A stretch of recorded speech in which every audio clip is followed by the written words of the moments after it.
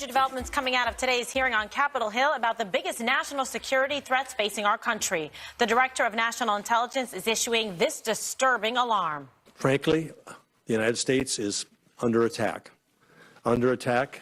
by entities that are using cyber to penetrate virtually every major action that takes place in the United States.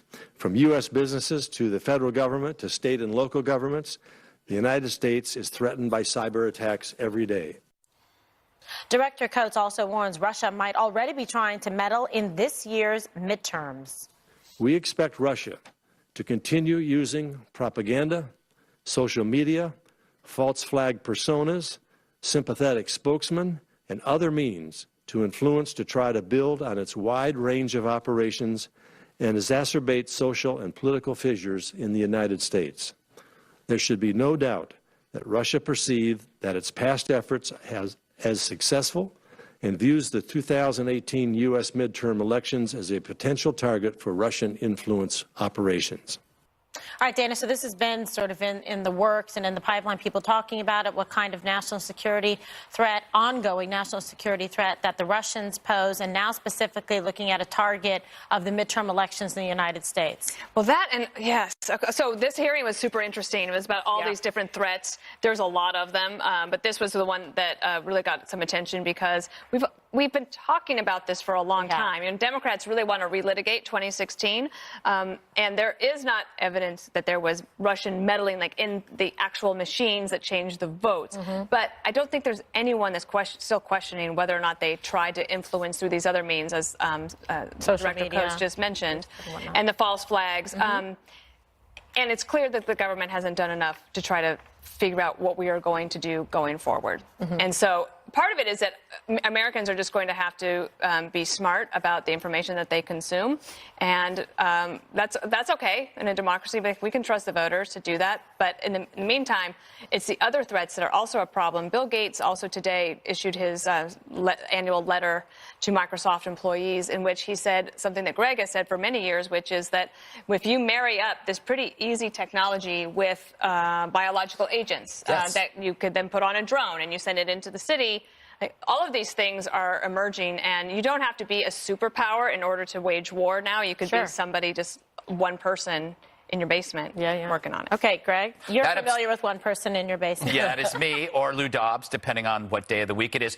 You took everything I was going to say. I want to make 2 points here. The top security threat is technology married to terror. You don't need 10,000 jihadists anymore. You just need one with know-how.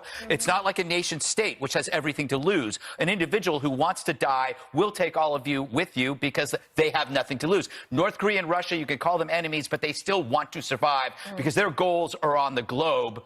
Jihadist goals are in heaven. So our biggest fear or danger is our own complacency. We have to look at the jihadist threat forever. It's not some geopolitical force. This is a toxic ideology, and we have to deal with it. About this cybersecurity, cyber terror thing, we have to be careful when we keep saying we're under attack. Obviously, Russians are going to spy, North Koreans are going to spy, the Chinese are going to spy, we're going to spy. Everybody spies. We always look at spying as somehow a defensive tool, like we're going to get information.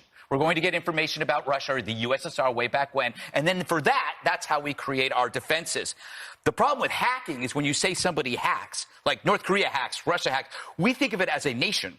We now think it's a nation attacking us. I think that's a bit dangerous. I think we have to look at this the way we looked at normal spying. Hacking is just an adaptation of that spying. It's not a nation on an offensive. It's perhaps a spy on a defensive thing. Still bad, but it's something that we have to put into perspective so we don't mistake a defensive action as an offensive one and launch a war. Do something. That's my theory that I stolen from somebody else.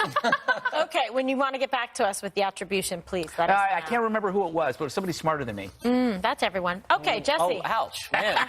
Getting killed today, Gutfeld. I think the Russian cyber threat is real, but at the same time, let's put it into perspective.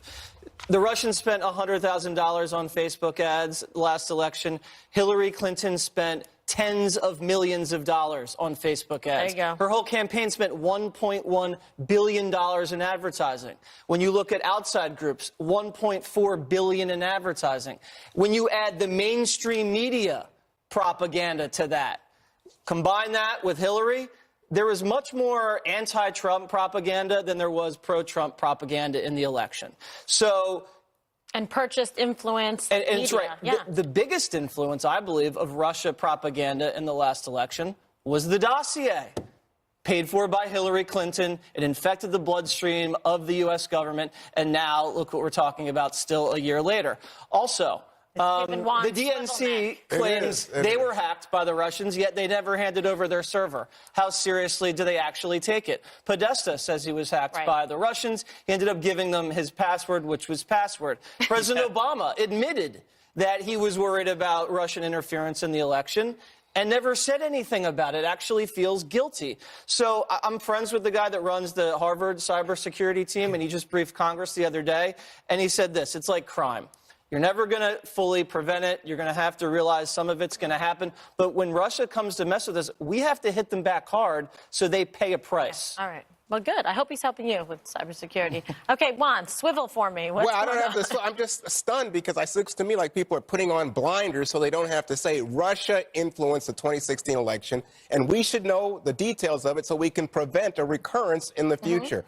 And what we heard today was that this is an ongoing assault. It is an offensive assault. Recently, in the course of the budget shutdown, there was a hashtag called Schumer Shutdown trending. And it, got lots of attention and amplified then by mainstream media and Democratic politicians who, in the midst of their effort to say, we're going to blame this on the Republicans, said, hey, boy, look at how social media is playing. Later it comes out the polls supported the Democrats, but the Russians, the bots, and all their propaganda efforts were pushing hashtag Schumer Shutdown. Just 0.1%. Hang on, I let you speak, man. So this goes on every day these days on every political issue in America where public opinion is influenced to the benefit of the Russians. And we cannot sit silent as Americans and say, well, it could be this country or that country. According to our top intelligence officials testifying today, it's Russia, it's Iran, it's China. And if we want to protect our democracy, our fundamentals, we got to get serious. All right, can I respond to that? Really? 1 second.